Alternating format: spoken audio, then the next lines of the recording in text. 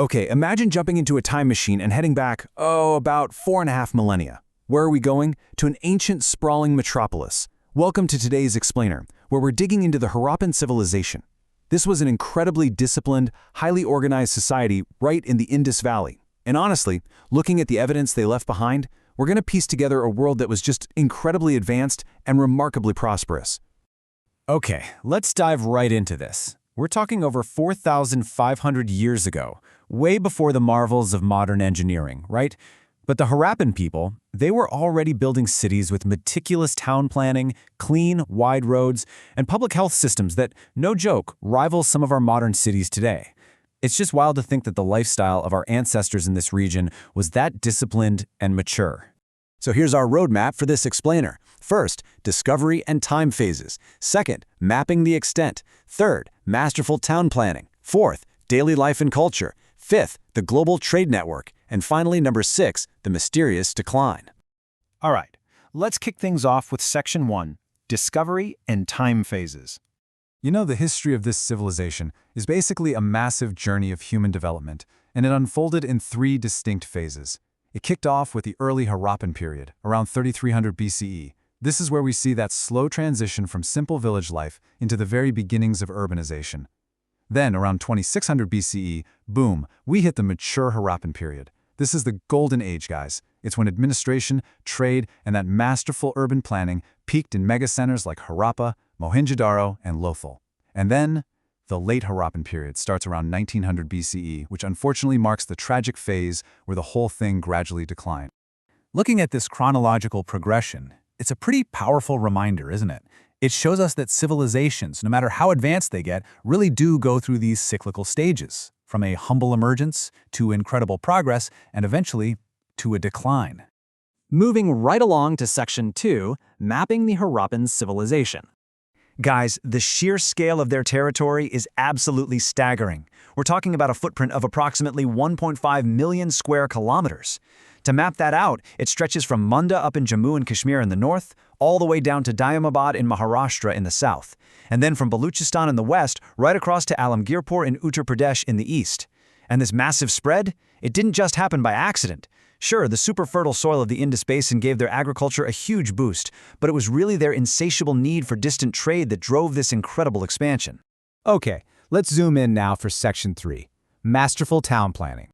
When you actually look at the physical layout of a Harappan city, it reveals a society that had things incredibly organized. These cities were typically split into distinct sections with separate fortification walls. Up in the northwest, you've got the citadel, this elevated section that was very likely home to the administrators.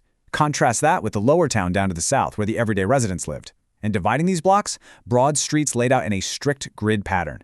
It really just shows how disciplined they were, literally right down to the foundations of their homes. Now here is a question for you, and I really want you to think about this in the context of human history.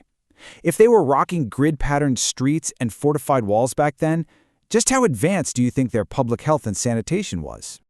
Well, the answer is unbelievably advanced. Their systems for water supply and waste disposal were just incredibly efficient. Get this, they used baked earthen conduits to drain wastewater out of literally every single house. On top of that, the street drains were built out of bricks and kept properly covered. Seeing this level of meticulous infrastructure, it proves they had a remarkably high degree of awareness when it came to public health and cleanliness thousands of years before what we'd consider modern sanitation. That brings us to Section 4, Daily Life and Culture. So what was everyday life actually like? Well, it was rich and surprisingly varied. Agriculture was the bedrock, obviously, with wheat and barley as their main crops. But they also cultivated cotton and silk. That means they were highly skilled at weaving and actually wearing beautiful garments. And their eye for design didn't stop at textiles. They crafted the most exquisite earthen pottery. Just picture this, a vibrant red background beautifully painted with intricate black motifs, intersecting circles, fish scales, people leaves. These weren't just plates and bowls, they were literally pieces of everyday art. And speaking of art, we've got to talk about their premium exports. One of the big ones was faience. Now this is a glass-like material, and they crafted it in these incredibly striking shades of blue, green, and turquoise. Harappan artisans used faience all the time to make bangles, beads, and just stunning jewelry. It had this premium, museum display feel to it, and honestly, these items were of such high quality that they were in massive demand far beyond the borders of the Indus Valley. Along with faience, you also had carnelian. This was a highly prized, gorgeous, reddish-hued gemstone. The Harrappans were experts at fashioning this stuff into beautiful long and spherical beads. But here's the kicker. These carnelian beads weren't just for local fashion. They were a massive economic export. Trading these away to distant lands brought immense prosperity to the civilization, as folks everywhere wanted them for jewelry and religious artifacts. All right, let's zoom back out to the global stage for Section 5, the Global Trade Network. You might not expect it, but the Harrappans were masterful sailors. They built a massive dockyard at a city called Lothal, which acted as a major port. From there, their trade routes hugged the Arabian Sea coast and stretched all the way to the Persian Gulf. What's really fascinating here is their booming maritime trade with Mesopotamia, which is modern-day Iraq, especially during the reign of King Sargon of the Akkadian Empire.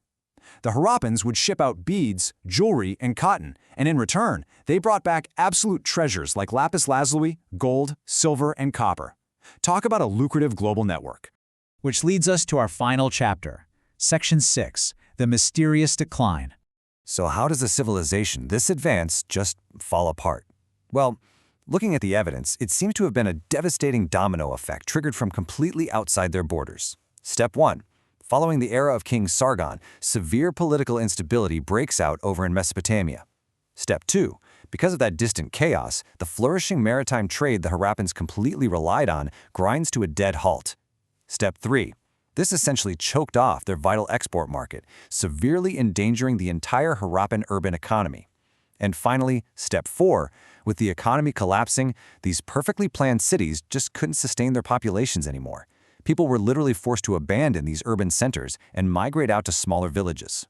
And that brings us to the end of our journey today. But before we go, I want to leave you with a rather provocative thought. We just saw how a society with modern-level town planning, massive scale, and incredible wealth ultimately crumbled because of political instability in a completely different part of the world. So, if a highly advanced metropolis can fall due to distant economic instability, how secure are the complex global trade networks that we completely rely on today? Definitely something to chew on. Thank you so much for exploring this ancient metropolis with me, and I'll catch you in the next explainer.